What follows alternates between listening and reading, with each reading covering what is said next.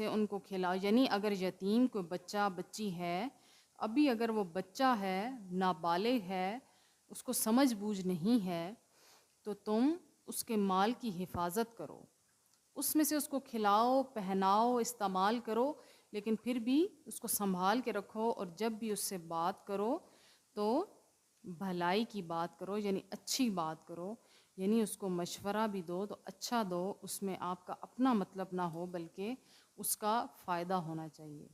یتیم کی اتنی اہمیت اللہ پاک نے بیان کی ہے، اس کا خیال رکھنا ہے تو اپنے بچے کی طرح خیال رکھنا ہے، اس کے مال کی حفاظت اپنے مال کی طرح کرنی ہے۔ اللہ پاک ہمیں بھی توفیق عطا فرمائے کہ اگر ہماری زندگی میں اس طرح کوئی یتیم بچہ بچی آ جائے تو ہم اس کی حفاظت کر سکیں، اور اس کے مال کی حفاظت کر سکیں، اس کی جان کی حفاظت کر سکیں۔